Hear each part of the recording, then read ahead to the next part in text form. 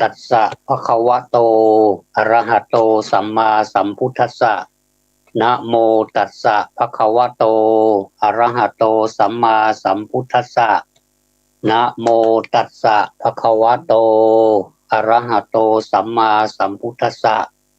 พุทธังสรณังคัจฉามิธัมมังสรณังคัจฉามิสังฆังสรณังคัจฉามิทุติยัมปิพุทธังสรณังคัจฉามิทุติยัมปิธัมมังสรณังคัจฉามิทุติยัมปิสังฆังสรณังคัจฉามิตติยัมปิพุทธังสรณังคัจฉามิตติยัมปิธัมมังสรณังคัจฉามิตติยัมปิสังฆังสรณังคัจฉามิปานาติปาตา เวรมณีสิกขาปะทังสมาธิยามิอาทินนาทานาเวรมณีสิกขาปะทังสมาธิยามิกาเมสุมิจฉาจาราเวรมณีสิกขาปะทังสมาธิยามิมุสาวาทาเวรมณีสิกขาปะทังสมาธิยามิสุราเมรยะมัชฌะปมาทัฏฐานาเวรมณีสิกขาปะทังสมาธิยามิอิมานิปัญจสิกขาปทานิสีเลนะสุขติยันติสีเลนะโภคสัมปทานสีเลนะนิพุติยันติตัสสมาสีลังวิโสทะเยขอความนอบน้อมจงมีแด่พระรัตนตรัยขอโอกาสพระเถรานุเถระเพื่อนสัพพมจารีทุกท่านเจริญพรท่านสาธุชนผู้รับฟังผู้ใคร่ในธรรมทั้งหลายในวันนี้เป็นวันพระแรม14 ค่ำเดือน11ใต้เดือนเกียงเหนือตรงกับวันพฤหัสบดีที่4เดือนพฤศจิกายนพุทธศักราช2564ได้เวลาฟังธรรมะ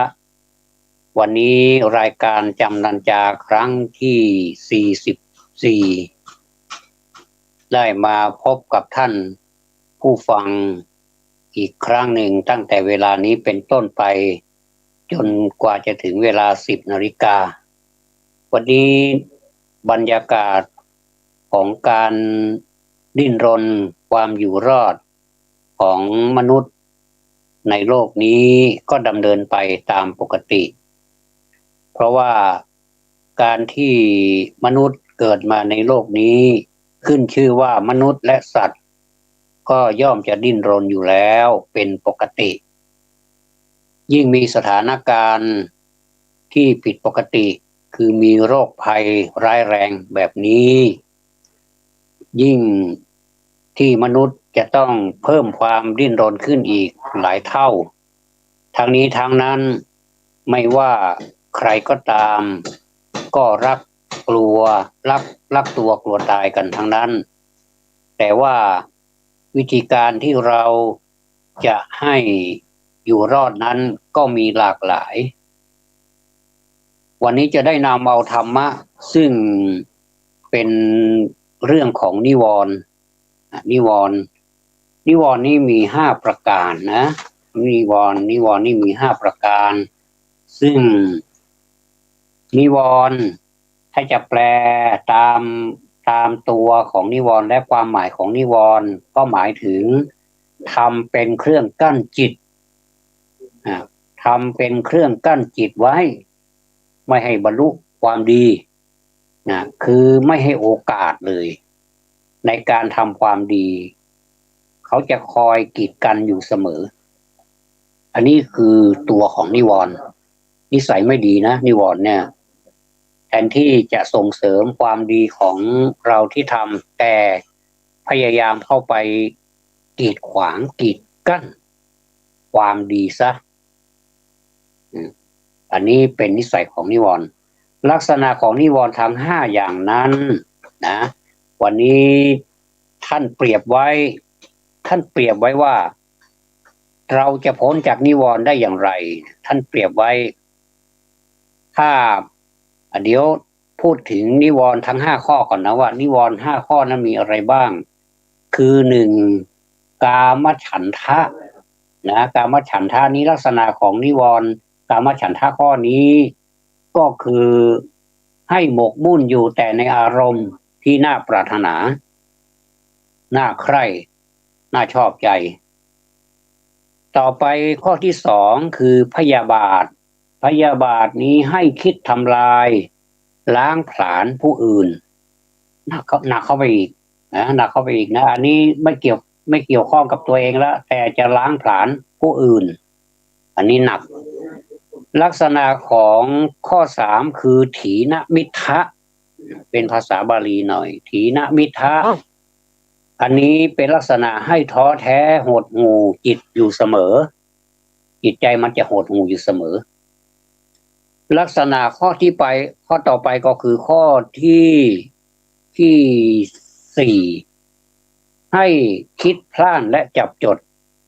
ฟุ้งซ่านรำคาญอย่างโน้นอย่างนี้นะนี่เราว่าอันนี้อุทธัจจะอุกุจจะนะต่อไปลักษณะของข้อที่ห้าคือวิจิกิจฉาวิจิกิจฉานี่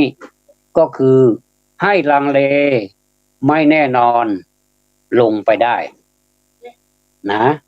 ไม่แน่นอนลงไปได้ทีนี้ท่านเปรียบกับนิวรณ์เนี่ย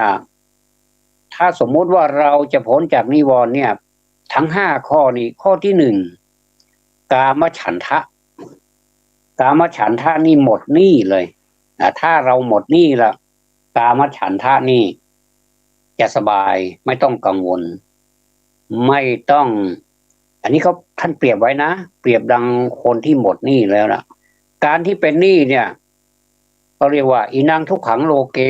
ความเป็นหนี้เป็นทุกข์ในโลกอันนี้จริงนะไม่ใช่เอามาพูดเล่นๆกันเพราะว่าการเป็นหนี้เนี่ยสังคมในยุคหนึ่งแม้แต่ยุคนี้ก็ตามเขาจะพูดว่าคนถ้าไม่มีหนี้นี่ก็ไม่มีหน้าไหนได้คนที่เป็นหนี้นั่นแหละก็คือคนมีความทุกข์มากที่สุดในโลกแต่ว่าเราเป็นผู้ไม่กลัวนะเป็นคนไม่กลัวลักษณะของมนุษย์ในอย่างหนึ่งก็คือเป็นไปตามที่เขาบอกว่าคนไม่มีหนี้นี่ไม่มีหน้ามันก็จริงอยู่นะบางส่วนมันก็จริงว่าถ้าเรามีหนี้เนี่ยเรามีเครดิตเรายืมอีกเรากู้อีกเดี๋ยวมันก็ถ้าเราใช้จ่ายใช้หนี้เขาหมดทั้งต้นทั้งดอกหมดเรียบร้อยแล้วเราก็จะก่อหนี้ใหม่ก็ได้ไม่เป็นไรอย่างอาตมานี่เคยทำงานอยู่นะทำงานอยู่ในหน่วยงานแห่งหนึ่งนะเป็นหนี้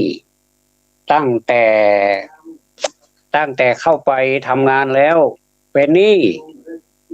แต่ถามว่าเป็นหนี้นี่สนุกไหมเขาถามว่าเป็นหนี้สนุกไหมก็บอกว่าก็สนุกดี มันท้าทายดีแต่ว่าตอนที่ไม่มีอะไรนี่มันก็ดีนะจิตใจปกติดีแต่ตอนที่กู้เนี่ยได้เงินเยอะนะได้เงินเยอะได้เงินเป็นหมื่นเป็นแสนบางทีก็เหยียบล้านบางท่านก็เป็นหนี้กันทั่วหน้าแล้วแต่ว่าใครจะกู้มากกู้น้อยแล้วแต่เงินเดือนเขาจะบวกลบคูณหารให้คนเดือนเยอะๆเขาก็จะให้นี่เขาก็จะให้เพดานในการกู้ยืมนะเยอะหน่อยอย่างเงี้ยเราเป็นพนักงานชั้นจะว่าผู้น้อยก็ใช่แล้วนะ เงินเดือนก็ไม่มากเท่าไหร่ก็กู้ได้ก็ได้เรือนหมื่นเคยได้แสนเหมือนกันเคยได้แสนเหมือนกันทีนี้ตอนที่ได้เงินนะโหยิ้มแย้มแจ่มใสโหสบายวาดภาพแล้วว่าจะทำอันนั้นทำอันนี้ก็เป็นไปตามแผนการที่ว่าเราจะกู้มาทำอะไรเนี่ยนะก็ได้บ้านหลังหนึ่งก็ได้บ้านหลังหนึ่งก็คือทำการรื้อบ้านหลังเดิมแล้วก็มาเพิ่มเติมหลังใหม่ก็คือใช้หลังเดิมมารวมด้วยแล้วก็ใช้นี่แหละเป็นประโยชน์สูงสุดในการที่จะนกน้อยทำรังนะนกน้อยทำรังแต่พอตัวก็หมดไปหลายเหมือนกันอันนี้แล้วพอได้บ้านแล้วก็มีความสุขยิ้มเราได้บ้านแล้วก็เป็นที่อยู่ของมนุษย์นะจะต้องมีบ้านดีกันแดดกันฝนได้แต่ไม่มีปัญหานะสำหรับการอยู่อาศัยเนี่ยพอจะใช้หนี้มาดิสิปวดหัวจังเลยคือถ้าเรากู้เยอะๆเนี่ยมันหนักกู้เยอะๆเนี่ยมันได้เงินเยอะจริงแต่ตอนที่ใช้เนี่ยมันหนักท่านผู้ฟังมันหนักใครที่เป็นลูกหนี้ทั้งหลายนะฟังไว้นี่จะตรงประเด็นพอดีนะเนี่ยตรงประเด็นตรงนี้แหละมันหนักแล้วเราบางที่เนี่ยเขาให้ใช้เฉพาะดอกเบี้ยมันอันนี้ก็ไม่มากเท่าไหร่เพราะดอกเบี้ยมันก็ไม่มากเท่าไหร่นะคิดไปตามยอดของเงินกู้นะแต่บางที่ก็ดีไปอย่างเขาคำนวณทั้งดอกและก็ทั้งต้นแต่ก็จะหมดไปต้นก็หมดไปดอกก็หมดไปแต่แพงหน่อยแต่ก็แลกเอาเราเองเนี่ยเป็นผู้ทั้งต้นทั้งดอกหักไปเลยเงินเดือนออกก็หักไปเลยสิ้นเดือนทีนี่หน้าก็แห้งหน้าก็แห้งดูสีหน้ายังกับเปลือกไข่เลยนะหน้าแบบซีดไม่มีสง่าราศีอะไรเลยนะในขณะที่คนที่ไม่เป็นหนี้นี่เขาก็สบายนะแต่บรรดาผู้ที่เป็นลูกหนี้ทั้งหลายก็ใช้หนี้เขามีระบบการหักมันปฏิเสธไม่ได้จะมีตัวเลขมีอะไรมีหลักฐานให้มีใบเสร็จให้ทุกเดือนอันนี้ลักษณะของความเป็นหนี้นะอีนางทุกขังโลเกจริงๆนะในโลกนี้ถ้าเราเป็นหนี้นี่มันเป็นทุกข์จริงๆทีนี้ทำไมเขาเอามาเปรียบคนเป็นหนี้เนี่ยความหมดหนี้ของคนเราเนี่ยเหมือนกามฉันทะก็อธิบายแล้วว่ากามฉันทะเนี่ยมันเราไปหมกมุ่นอยู่แต่อารมณ์ที่น่าปรารถนาน่าใคร่น่านับถือน่าชอบใจไม่ใช่นับถือน่าชอบใจเนี่ยในเมื่อเรายังมีอารมณ์เหล่านี้นะมันก็อยากได้ใครมีแต่ถ้าเราหมดหนี้แล้วเนี่ยเรื่องความอยากได้ใครมีหรือว่าถ้าสมมุติว่าเราหมดจากกามฉันทะแล้วเนี่ยนะมันก็เหมือนกับเราหมดหนี้มันไม่มีภาระผูกพันอะไรอันนี้ข้อที่หนึ่งก็คือไม่มีภาระผูกพันหมกบุ่นอยู่ในอารมณ์ที่น่าปรารถนาน่าใคร่น่าชอบใจเนี่ยนะเพราะว่าบุคคลที่มีกามฉันทะนี่เป็นเจ้าเรือนเนี่ยย่อมมีจิตแช่เชือนฝักใฝ่แต่ในอารมณ์ที่ชอบใจอยากได้โน่นได้นี่เห็นเขามีรถคันโตเราก็อยากจะได้บ้างเอากู้มาฝักใฝ่ในอารมณ์ที่ชอบใจเป็นคนรักสวยรักงามอันนี้ว่าโดยรวมนะไม่ได้ว่าเจาะจงใครทั้งนั้นอย่าเพิ่งโกรธกันนะเนี่ยเราจะละได้ด้วยการเจริญอสุภกรรมฐานอันนี้วิธีการนะวิธีการเจริญอสุภกรรมฐานคือการพิจารณาซากศพให้เห็นเป็นของปฏิกูลว่าซากศพนี้มันก็มีแค่นี้เองเป็นของเน่าบูดน่าเกลียดหรือจะเจริญกายคตาสติก็ได้นะกายคตาสติพิจารณาร่างกายของตนและของคนอื่นให้เห็นเป็นของไม่สวยไม่งามน่าเกลียดเป็นต้นเมื่อพิจารณาได้ดังนี้ใจก็จะเบื่อหน่ายนะใจเมื่อ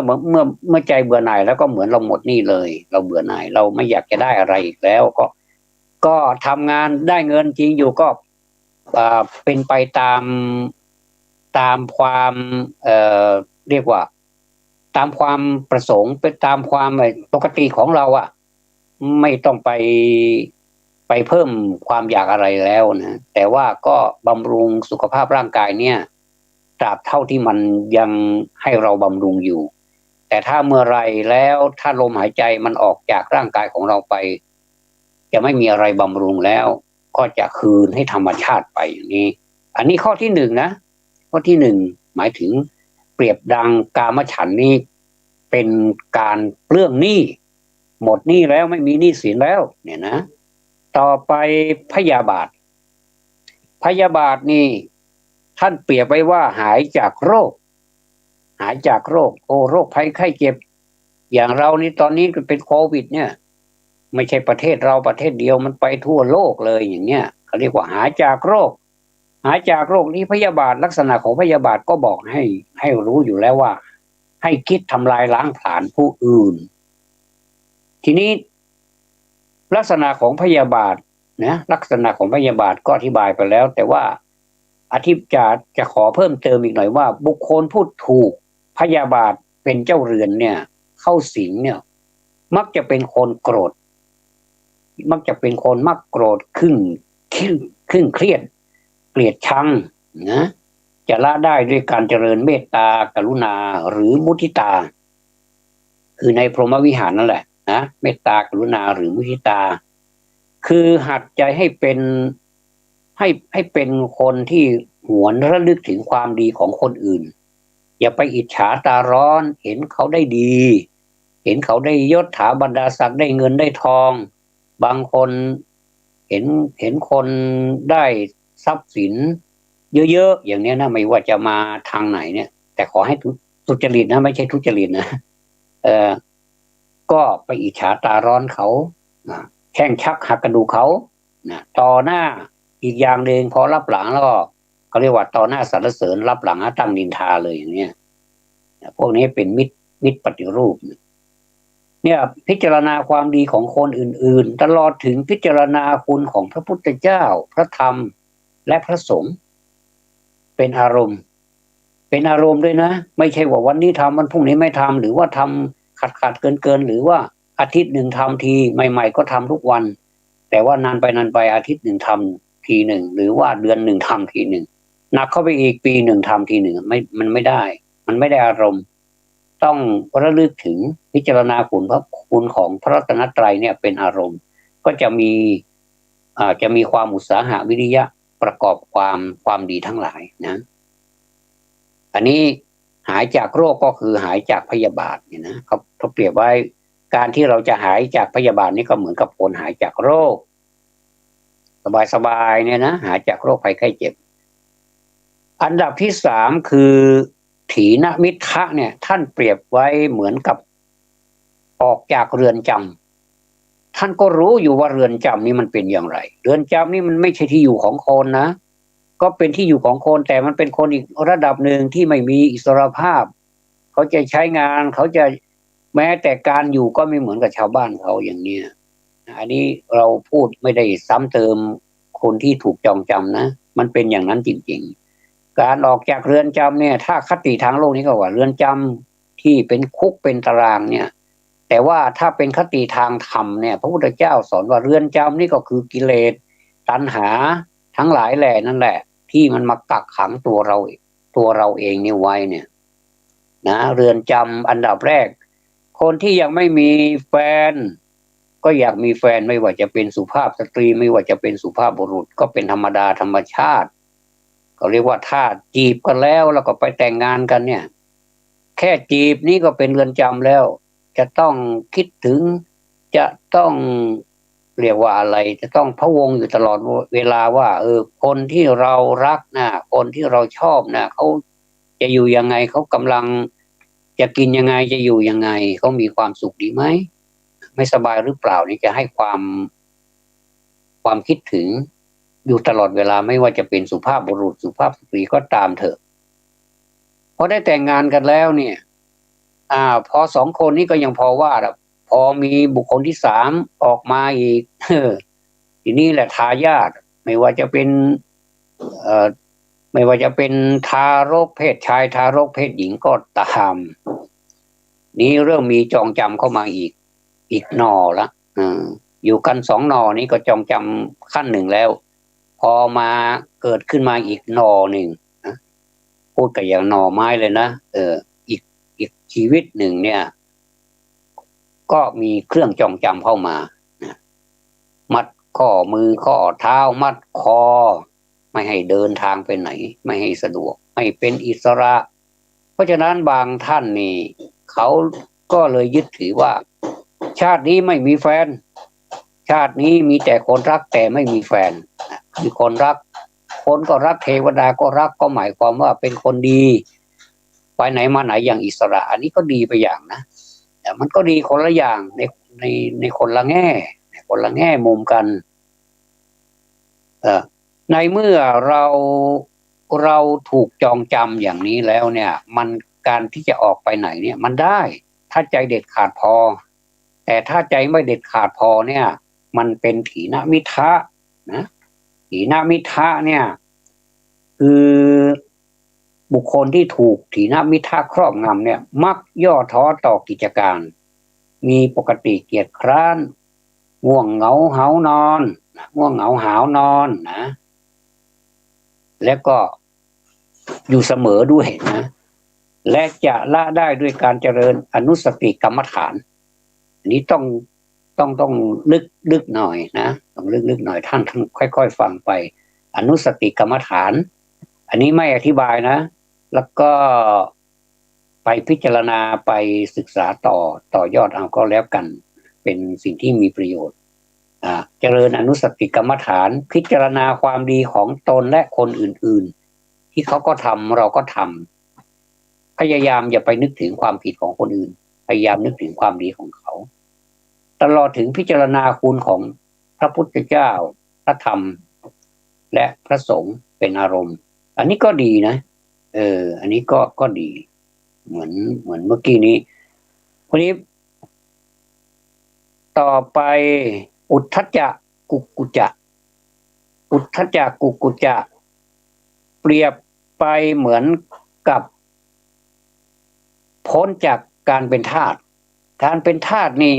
สมัยหนึ่งที่ประเทศไทยนี่ยังมีทาสอยู่ไม่ว่าจะเป็นทาสอะไรก็ไม่รู้เยอะแยะไปหมดเลยนะเรียกเยอะแยะไปหมดเลยบางทีชื่อมันหรูนะแต่มันไม่ดีเลยการเป็นทาสนี่การเป็นทาสนี้ทำให้เราไม่เป็นอิสระแล้วเขาก็จะใช้นะจะใช้เราให้เราทำอะไรนี่ก็ต้องฝ่าฝืนไม่ได้เพราะเราเป็นทาสอย่างเขาเรียกว่าใช้คนเยี่ยงทาสเนี่ยแสดงว่าทาสนี้ไม่ดีเลยนะบุคคลผู้มีอุทธัจจะกุกุจจะคือยังเป็นทาสอยู่ว่างั้นเถอะนะบุคคลผู้ที่ถูกอุทธัจจะกุกุจจะเขาครอบงำเนี่ยมักคิดพล่านทำการงานมักจับจดจะละได้ด้วยเพ่งกสิณเพื่อผูกใจไว้ในอารมณ์เดียวนะในอารมณ์เดียวหรือเจริญกรรมฐานอันจะทำให้หดหู่เกิดความสังเวชสลดใจเช่นเจริญอะไรบ้างเจริญมรณสตินะมรณสติก็คือเจริญความตายก็คือนึกถึงความตายอยู่บ่อยๆแล้วนึกถึงความตายมันจะทำให้เราสบายใจขึ้นไม่หดหู่ไม่สังเวชไม่ให้เราได้สังเวชสลดใจไม่หดหู่ใจนะอันนี้ถ้าเราพ้นจากอุทธัจจะกุกุจจะแล้วก็จะเหมือนกับเราพ้นจากการเป็นทาสต่อไปข้อสุดท้ายการพ้นจากการเดินทางและการดารนี้เปรียบเหมือนกับวิจิกิจฉาลังเลไม่แน่นอนลงไปได้วิจิกิจฉาบุคคลที่ถูกวิจิกิจฉาครอบงำเนี่ยเป็นบุคคลที่มักจะมีปกติสงสัยอยู่นั่นแหละ ไม่เคยได้ปัญญากับเขาสักทีเลยก็สงสัยแล้วเมื่อสงสัยแล้วก็เก็บไว้อัดแน่นนี่แล้วเอาไปปล่อยทีเดียวเลยอย่างเงี้ยเหมือนกับน้ำป่าไหลหลากอย่างเงี้ยคือทันทีที่สงสัยนี่ก็ต้องจดไว้ว่าสงสัยเรื่องอะไรแล้วก็ไปจัดการซะอย่างเนี้ยเขาเรียกว่าสงสัยแล้วถามแล้วก็มาปฏิบัติแก้ไขอย่างเนี้ยเขาเรียกว่าทำความสงสัยนี้ให้หมดไปได้แต่นี่ไม่เลยก็เป็นปกติสงสัยลังเลไม่แน่ใจเพราะฉะนั้นจะละได้ยังไงจะละได้ด้วยการเจริญธาตุนะธาตุกรรมฐานหรือเจริญวิปัสสนากรรมฐานอันนี้หนักข้อนะอันนี้หนักข้อเจริญกรรมฐานธาตุกรรมฐานแล้วก็เจริญวิปัสสนากรรมฐานเพื่อกำหนดรู้สภาวธรรมตามที่เป็นจริงอย่างไรให้เป็นไปตามสัมมาทิฏฐินะคือความเห็นชอบอย่าให้เป็นมิจฉาทิฏฐิถ้าเราคิดผิดเนี่ยมันก็ผิดไปเรื่อยๆผิดตั้งแต่ต้นจนปลายเลยเหมือนกับติดกระดุมเม็ดแรกผิดเม็ดต่อไปมันก็ผิดดูไม่สวยเลยนะคนติดกระดุมแบบผิดเม็ดเนี่ยดูไม่สวยเลยเป็นคนยังไงก็ไม่รู้ทีนี้เมื่อเรากำหนดความเป็นจริงได้อย่างไรแล้วเนี่ยก็เป็นอย่างไรนะย่อมเป็นเหตุกำจัดความสงสัยเสียได้แล้วก็ความไม่แน่ใจความอะไรต่างๆนี้มันก็จะหมดไปเราก็จะปฏิบัติธรรมานุธรรมปฏิบัติไปตามลำดับอย่างสบายๆนะอันนี้ก็เรียกว่าพ้นจากการเดินทางไกลและกันดารท่านเปรียบไว้เพราะมากเลยดีมากเลยอันที่หนึ่งคนที่หมดหนี้เปรียบดังกับการหมดกามฉันทะนะกามฉันทะนี่ก็คือความปรารถนาน่าใคร่น่าชอบใจไม่มีที่สิ้นสุดนะถ้าเราไม่หมดหนี้หมายถึงว่ากามฉันทะเรายังเต็มอยู่แต่ถ้าเราหมดหนี้แล้วกามฉันทะเราค่อยๆเบาลงไป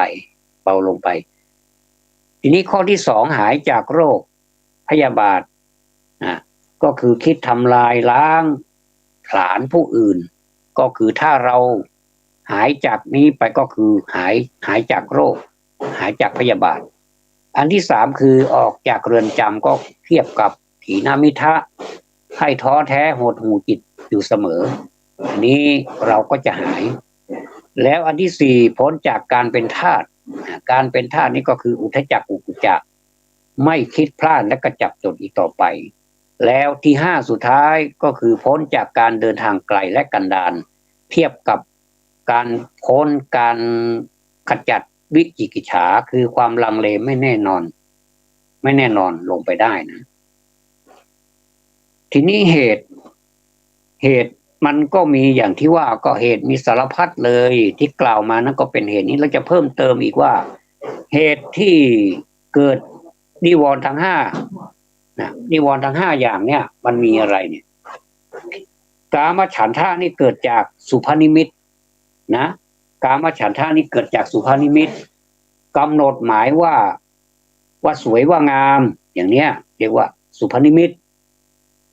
สองพยาบาทนี่เกิดจากปฏิฆานิมิตอันนี้ลึกซึ้งเข้าไปอีกนะท่านก็ค่อยๆฟังไปยังไม่ต้องเข้าใจหมดก็ได้แต่ว่าฟังไปเป็นพื้นฐานก่อนก็ได้แล้วก็ค่อย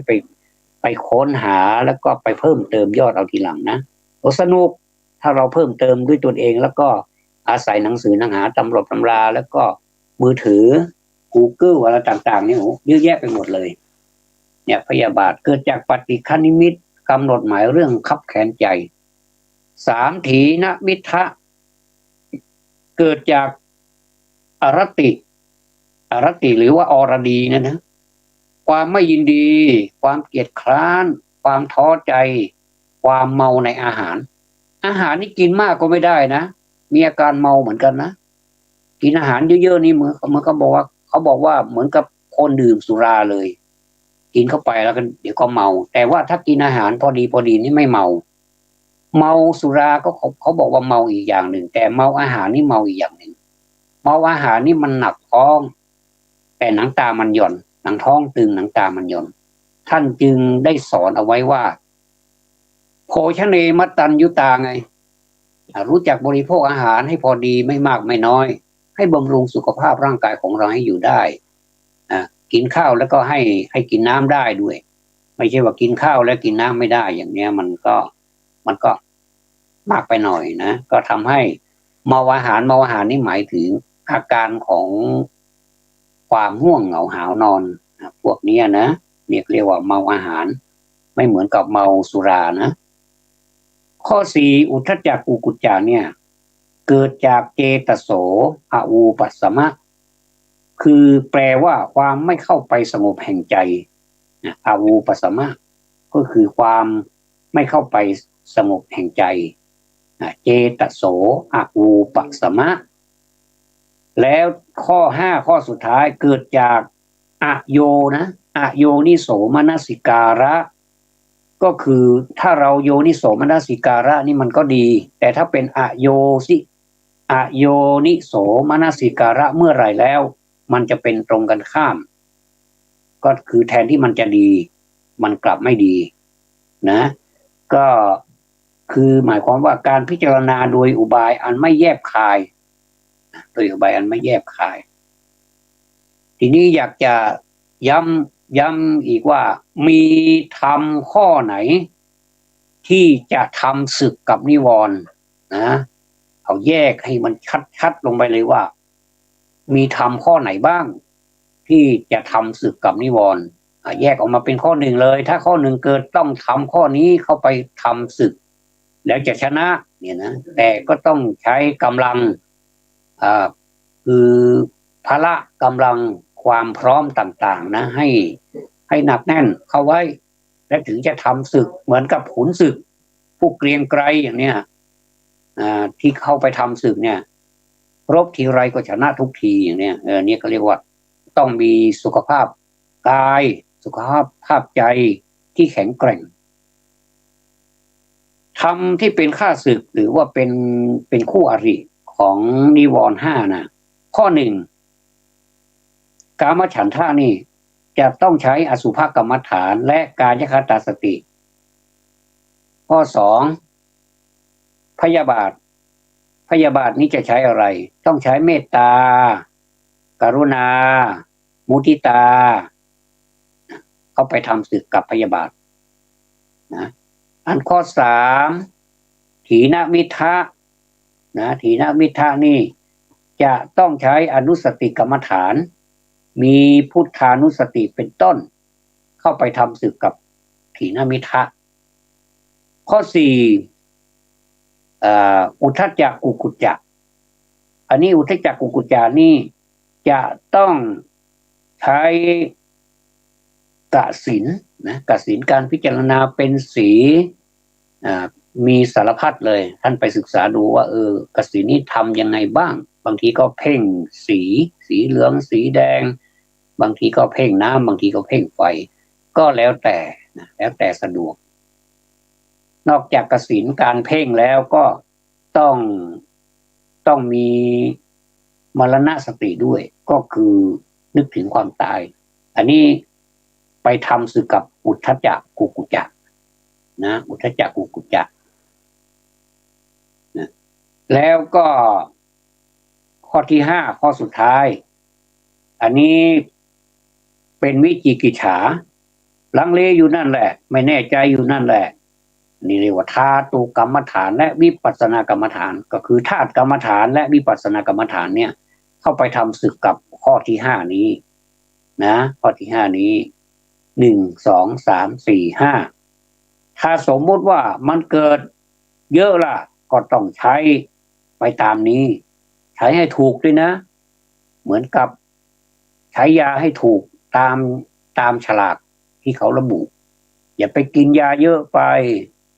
อย่าไปแบบหวังผลให้มากเกินไปจนสติแตกเนี่ยไม่ดีทำไปตามอะไรมันเกิดขึ้นเราก็เอาธรรมะข้อนั้นอย่างที่ว่านั้นเข้ามาระงับใหม่ๆนี้รู้สึกจะทำสึกยากแต่ถ้านานๆไปเกิดความชำนาญแล้วนักปฏิบัติธรรมทั้งหลายท่านบอกว่าสนุก ราะมันท้าทายอยู่ตลอดเวลาเหมือนกับเราท้าทายโรคภัยไข้เจ็บนะดังนั้นแล้วนิวรณ์ทั้งห้าอย่างนี้เนี่ย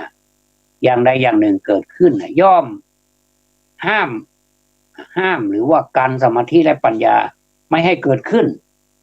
เมื่อสมาธิและปัญญามีอยู่แล้วนิวรณ์ก็ไม่มีนะ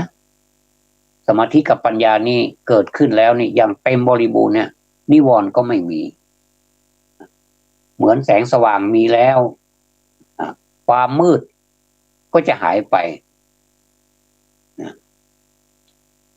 ทีนี้เมื่อกำจัดนิวรณ์ทั้งห้าอย่างได้แล้วเนี่ยย่อมมีอานิสงส์ตอนนี้ก็จะเกิดอานิสงส์ละก็เหมือนกับเรากินข้าวแล้วอานิสงส์ของข้าวก็คืออิ่มแล้วก็สบายใจอิ่มอันนี้โดยตรงเลยนะกินข้าวแล้วก็อิ่มนะก็จะมีหนึ่งเมื่อกำจัดกามฉันท์ได้แล้วเนี่ยย่อมทำจิตไม่ให้คล้องอยู่ในกายของตนและคนอื่นสองเมื่อกำจัดพยาบาทได้แล้วเนี่ยย่อมทำจิตให้มีเมตตาความรักใคร่ข้อสามเมื่อกำจัดถีนมิทะได้แล้วเนี่ยย่อมมีจิตอุตสาหะประพฤติความดีมีใจเบิกบานข้อสี่เมื่อกำจัดอุทธัจจะกุกุจจะได้แล้วเนี่ยเป็นเหตุให้เกิดการพิจารณาและอดทนในกิจการที่ปรารภที่เราคิดว่าจะทำโน่นทำนี่เนี่ยมันก็จะมีความอดทนให้ไปถึงฝั่งปฏิบัติธรรมก็ให้ไปถึงฝั่งนะแล้วถ้าทำงานอะไรก็ให้บรรลุตามที่เราได้คิดเอาไว้นะต่อไปข้อห้าเนี่ยเมื่อกำจัดวิจิกิจฉาได้แล้วเนี่ยย่อมทำให้หายหลงนะหายหลงเลยนะหายหลงในสภาวธรรมเสียได้คือสภาวธรรมเนี่ยมันเป็นสิ่งที่เข้าใจยากแต่ถ้าเราพยายามเข้าใจศึกษาทั้งเชิงลึกเชิงกว้างยังไงหนักยังไงเบายังไงเนี่ยมันก็จะทำให้เรารู้ว่าจริงๆแล้วสภาวธรรมนี่มันก็เป็นธรรมดาของโลกนี่เองนะก็จะได้ไม่สงสัยนิวรณ์ทั้งห้าอย่างนั้นเนี่ยถ้าสมมุติว่าถ้าจะให้ย่อลงมาเป็นอกุศลมูลนะก็คืออกุศลก็คือไม่ใช่กุศลนะมันจะได้สามอย่างอันนี้ก็สำคัญเหมือนกันนะเผื่อว่ามีคนถามว่าเราจะย่อได้ไหมย่อได้หนึ่งเราจะย่อกามฉันท์นี้ลงในโลภะกามฉันท์นี่มันเป็นความโลภโดยตรงนะท่านผู้ฟังมันเป็นความโลภโดยตรงโลภอยากได้โน่นได้นี่ได้นั่นทั้งที่ไม่เป็นความจริงเลยไม่มีความจริงเลยอย่างเนี้ยนะแต่ถ้าศาสนาท่านสอนไว้ว่าถ้าเราเขาเรียกว่าโลภเนี่ยโลภนี่มันไม่พอดีนะแต่ถ้าเป็นธรรมะที่จะทำให้เราพ้นจากสังสารวัฏหรือพ้นจากกองทุกข์นี้ได้เนี่ยถ้ายิ่งเยอะก็ยิ่งดีนะอันนี้เรียกว่าไม่มีลิมิตก็คือไม่ต้องไป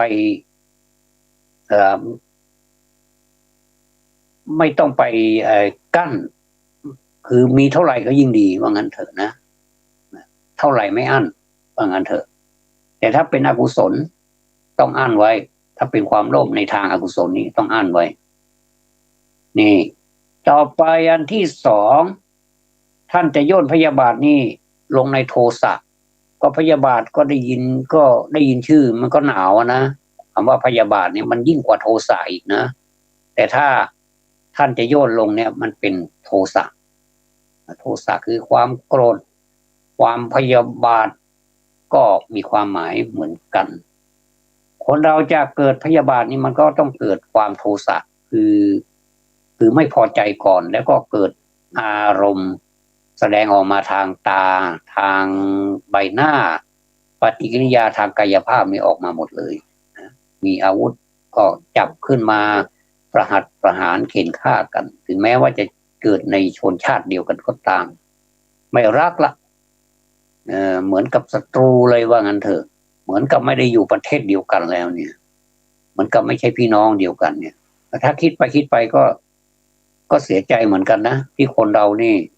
ประหารกันเองเนี่ยนะเหมือนกับชีวิตของคนอื่นไม่มีค่าอย่างนั้นนะชีวิตของตัวเองมีค่าอย่างไรชีวิตของคนอื่นก็มีค่าอย่างนั้นนะต้องนึกข้อนี้อยู่ตลอดเวลาแล้วเราจะไม่ฆ่าใคร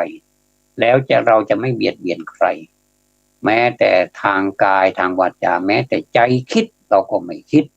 เราจะให้ใช้เมตตากรุณามุทิตานี่แหละนะอันที่สามก็จะย่อหรือว่าย่นถีนมิทธะเนี่ยกับอุทธัจจะกุจจะและก็วิจิกิจฉาสามอย่างเลยนะถีนมิทธะอุทธัจจะกุจจะและวิจิกิจฉาอาตมาไม่แปลแล้วนะเพราะมันจะเสียเวลานะก็ถีนมิทธะอุทธัจจะกุจจะและวิจิกิจฉาลงในโมหะความหลงนี่สุดยอดเลยนะถ้ามันหลงแล้วก็เรียกว่าถ้ามันหลงแล้วมันไปเรื่อยๆไม่มีที่สุดนะนี่เหตุที่ท่านย่นเช่นนั้นเพราะอาศัยลักษณะที่ใกล้เคียงกันก็คือเนี่ยกามฉันทะเนี่ยมีลักษณะให้พอใจรักใคร่ในอารมณ์ที่ชอบใจต่างๆซึ่งเป็นเหตุอยากได้เนี่ยเราจะต้องอาศัยความไม่โลภได้มาพอดีได้มาเท่าไหร่ก็ให้พอใจในสิ่งนั้นเท่านั้นนะแล้วก็พยาบาทมีลักษณะให้คิดปองร้ายเนี่ยอันเป็นเหตุเนื่องมาจากโทสะเนี่ยที่ท่านย่นออกมาเนี่ยแล้วก็อันที่สามคือถีนมิทะอุทธัจจะกุจจะและวิจิกิจฉาเมื่อเกิดขึ้นครอบงำจิตใจแล้วเนี่ยย่อมทำให้หลงไม่รู้เท่าทันตามสภาวธรรมตามความเป็นจริงอย่างไรอันเป็นตัวโมหะก็คือความหลงอันนี้ถ้าจะว่าลึกซึ้งก็ลึกซึ้งแต่ว่าถึงจะลึกซึ้งอย่างไรจะยากอย่างไรถ้าคนเราจะศึกษามันก็ศึกษาเหมือนกับเราร้องเพลงว่าทำไมคนอื่นเขาร้องได้ร้องดีร้องไพเราะเพราะพริ้งด้วยแล้วร้องแล้วสมมุติไปประกวดได้ตังค์อีกด้วยได้ชื่อเสียงได้เงินได้ทองได้ทำงานอีกมีความสบายร้องเพลงแล้วสบายใจนะเพียงแต่ใช้เสียงของตัวเองเนี่ยประกอบกับเทคนิคในการร้องเพลงพูดเหมือนก็ง่ายนะแต่ถ้าเราร้องไม่เป็นแล้วมาพูดอย่างนี้เราก็ไม่เห็นด้วยไม่ใช่ไม่เห็นด้วยเราก็ยากอยู่แต่ทำไมคนที่เขาร้องได้ร้องดีร้องเด่นร้องดังร้องจนมีเงินมีทองมีฐานะร่ำรวยกันเยอะแยะไปหมดทำไมเขาร้องได้อันนี้แหละท่านทั้งหลายร้องทีแรกก็ลำบากนะร้องยากนะไหนจะสระอะสระอาสระอิสระอีนะไหนจะพยัญชนะรอเรือรอลิงและควบกล้ำอีกไหนจะเสียงอีกเสียงก็ต้องดีเสียงเป็นธรรมชาติเนี่ยถ้าเรามานึกอย่างนี้แล้วเราจะเกิดความท้อแท้นะไม่อยากจะเป็นนักร้องไม่อยากจะร้องเพลงไม่อยากจะร้องเพลงแม้แต่ตัวเองร้องให้ตัวเองฟังก็ไม่เพราะอยู่แล้วแล้วดันไปร้องขึ้นเวทีไปร้องอีกมันก็ยิ่งไปกันใหญ่แต่ถ้าเรามีความกล้าหาญพอที่เราจะร้องให้ตัวเองฟังก่อนร้องให้ครอบครัวเราฟังก่อนถึงแม้ว่ามันจะขี้ริ้วขี้เรแต่เราก็ร้องให้กันฟังก่อนคนฟังก็ต้องตั้งใจฟังก่อนนะอย่าไปดูถูกกันบางทีอาจจะเป็นซุปเปอร์สตาร์ในวันข้างหน้าก็ได้ใครจะไปรู้เนี่ยอันนี้ได้มาจากการฝึกบรรดาซุปเปอร์สตาร์ทั้งหลายก็ถ้าจะเปรียบไปก็เหมือนกับเป็นผู้ปฏิบัติธรรมขั้นอุกฤษก็หมายถึงว่าไปถึงจุดสุดยอดแล้วไม่มีอะไรเกินนี้แล้วไม่ว่าจะเป็นซุปเปอร์สตาร์ท่านโน้นท่านนี้ท่านนั้นถ้าเรามาเรียงเนี่ยในประเทศไทยของเราเนี่ยก็มีซุปเปอร์สตาร์เยอะเลย แล้วก็ใช้เทคนิคในการประกอบกับท่าของการร้องสวยงามจนทำให้กรรมการนี้อึ้งไปหมดเลยคนทั้งสตูนี่อึ้งกันหมดทันทีที่จบเพลงปุ๊บก็จะปรบมือกันเกลียวกราวประหนึ่งเหมือนกับว่าสร้างความสุดยอดให้บรรดาผู้ชมทั้งหลายเนี่ยแล้วเราเป็นผู้ดูอยู่ข้างนอกนี่เราก็ปลื้มนะปลื้มทำไมต้องปลื้มล่ะเราไม่มีส่วนได้ส่วนเสียอะไรได้สิเราดูแล้วมันเพราะรู้แล้วมันเพราะมันสนอหูมันได้อารมณ์ก็เรียกว่าได้ feeling ได้feelมันสบายตาแล้วมันสบายหูแล้วก็มันลงมาที่สบายใจทั้งสามสบายนี้มันมารวมอยู่ในตัวเรานี้ทำให้ตัวเรานี่หายทุกข์หายโศกไปชั่วครั้งชั่วคราวก็ยังดีกว่าไม่หายทุกข์หายโศกเลยแต่นี้การร้องเพลงนี้ทำไมอาตมาต้องเอามาเปรียบการร้องเพลงเพราะว่าการร้องเพลงนี้มันยากนะในความรู้สึกของคนทั่วไปนี่มันยากแต่บางท่านเนี่ยไม่ได้เกี่ยวกับความรู้นะไม่ต้องจำเป็นจะต้องจบปริญญาก็ได้ก็ร้องเพลงได้บางคนก็ยังไม่จับจบชั้นประถมด้วยซ้ำนะอันนี้ก็เราก็รู้กันอยู่ว่าเป็นใครนะแต่ท่านผู้นี้ทำให้ประเทศไทยนี่เป็นที่รู้จักของคนในโลกนี้ไปแสดงต่างประเทศก็เยอะแสดงในประเทศไทยก็เยอะและคนก็รักด้วยแต่ว่าอายุของท่านค่อนข้างที่ไม่มากเพราะโรคภัยไข้เจ็บมาเบียดเบียนท่านจะพูดเลยก็ได้ว่าผู้นั้นคือแม่พึ่งพุ่มพวงดวงจันทร์ซึ่งเป็น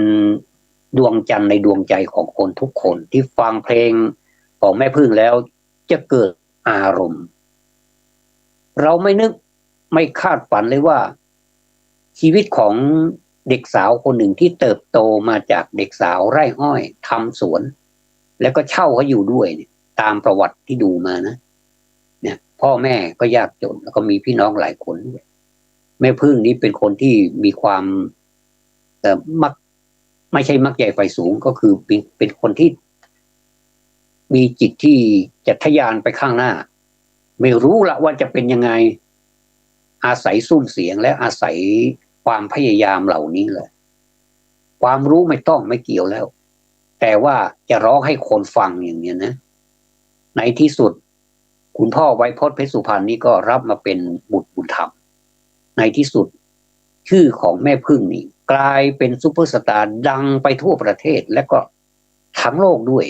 ว่างั้นเถอะทั้งโลกด้วยไม่มีใครที่ไม่รู้จักแม่พึ่งที่แม่พึ่งเขาไปแสดงในประเทศนั้นๆเป็นที่ถูกอกถูกใจของแฟนเพลงคนล้นหลามมากมายสมัยนั้นเป็นสมัยที่ลูกทุ่งเฟื่องฟูมากนะความจริงลูกทุ่งนี่เฟื่องฟูทุกยุคทุกสมัยอันนี้จะพูดถึงเฉพาะในยุคของแม่พึ่งก่อนว่าชีวิตของท่านก็ไม่ได้โรยด้วยดอกกุหลาบหรือว่ากลีบกุหลาบแต่ก็มีแต่ขวากหนามแต่ว่าทำไมแม่พึ่งไปถึงจุดสุดยอดของที่คนปรารถนากันจะไปเนี่ยทุกคนนะเกือบทุกคนก็ว่าได้นะอันนี้ถ้ามาเปรียบกับการบรรลุธรรมการที่เราจะมาปฏิบัติธรรมก็นี้มาพูดถึงฝ่ายพระบ้างแล้วว่าผู้บรรลุธรรมเนี่ยไม่ต้องประกอบไปด้วยความรู้อะไรมากมายเลยแต่ว่าก็ไม่ใช่ว่าไม่รู้อะไรเลยนี่ก็ไม่ได้มันก็ต้องมีปริยัติอยู่บ้างปริยัติก็คือการศึกษาอยู่บ้างแล้วก็ต่อไปก็เป็นปฏิบัติพระสายกรรมฐานทั้งหลายนี้ท่านจะปฏิบัติมาเป็นที่หนึ่งเรื่องความรู้นี่เป็นแค่ฐานรองขึ้นไปเพื่อการสู่การปฏิบัติแล้วมันถึงจะมีปฏิเวทแล้วก็รองรับอยู่ขั้นสุดท้ายนะคือปริยัตินี้เป็นขั้นต้นเป็นขั้นต้นถ้าจะเปรียบไปก็เหมือนบันไดที่เราจะขึ้นไปสู่เรือนหรือว่าสู่บ้านขึ้นไปเป็นตามลำดับแล้วก็ขึ้นไปสู่เรือนปุ๊บเนี่ยต่อไปก็จะเป็นปฏิบัติก็คือ เราจะทำอะไรก่อนอะไรหลังจะทำเวลาไหนอย่างไรจะเจริญกรรมฐานอย่างไรเหมือนกับที่พูดมาเมื่อสักครู่นี้ว่าข้อนั้นปฏิบัติแล้วจะต้องเจริญกรรมฐานอย่างนั้นถ้าข้อนั้นมันเกิดมันรู้อำนาจแก่ใจของเรามาเราก็ใช้ข้อนี้ปฏิบัติเป็นข้อไปอธิบายไปแล้วเนี่ยแล้วเราก็รอปฏิเวทมันจะมีอยู่3ขั้นเท่านั้นเองปริยัติปฏิบัติปฏิเวททีนี้เมื่อเรามาสังเกตดูพระผู้ปฏิบัติดีปฏิบัติชอบทั้งหลายทั้งที่เป็นสมมุติสงฆ์เนี่ยทำไมขยับขึ้นไปเป็นอริยสงฆ์ได้มีใครเคยสงสัยไหมมีใครเคยวิจารณ์หรือเปล่าว่าท่านมาได้อย่างไรแล้วชื่อเสียงของท่านก็เป็นลูกชาวบ้านหลานชาวนาธรรมดาแล้วส่วนมากแล้วเท่าที่เราศึกษาประวัติดูเนี่ยแต่ละท่านนี้มาจากครอบครัวที่ยากจนนะค่อนข้างที่จะยากจนไม่ได้ร่ำรวยอะไรหรอกแต่ท่านทำไมมาร่ำรวยทางธรรมจนถึงขั้นไปถึงจุดที่เราเรียกว่าพ้นจากโลกนี้ไปแล้วคือพ้นจากวัฏฏะไปเลยอันนี้น่าสนใจนะถ้าใครที่อยากจะทราบชีวประวัติของพระมหาเถระพระเถรานุเถระทั้งหลายที่ท่านสำเร็จเนี่ยท่านก็สามารถที่จะเข้าไปดูได้สมัยนี้สบายมากเลยการดูประวัติแต่ละท่านเนี่ยแล้วก็ถ้าจิตฟุ้งซ่านเราก็มาดูหนังสือพวกนี้มาดูสื่อพวกนี้แล้วจะทำให้เราสงบลงได้เพราะว่าเมื่อเราตามปฏิปทาของท่านเนี่ยจะทำให้เราเนี่ยเกิดความเลื่อมใสแล้วก็เกิดมีกำลังใจขึ้นมาว่ามีบุคคลที่กรุยทางให้เราแล้วนะทำให้เรานี่มีกำลังใจที่จะปฏิบัติธรรมต่อไปถึงแม้มันจะยากเย็นแสนเข็ญไม่สำเร็จในชาตินี้ในภพนี้ก็ยังจะเป็นปัจจัยที่จะไปสู่ภพต่อไปได้ถ้าเกิดมาเป็นมนุษย์อีกแต่ถ้าไม่เกิดเป็นมนุษย์ก็ซอรี่ด้วยนะก็จะไปเป็นอย่างอื่นก่อนก็จะเป็นการตัดความดีเราไปก่อนแต่ว่าไอ้ที่เป็นทุนมันก็มีอยู่นั่นแหละก็ตั้งรออยู่นั่นแหละแต่ต้องไปสนองอะไรเรียกว่ากรรมอะไรที่เราทำมาทั้งดีและไม่ดีเนี่ยมันสลับกันไปอย่างเงี้ยอันไหนหนักก่อนมันก็จะลงไปตามนั้นก่อน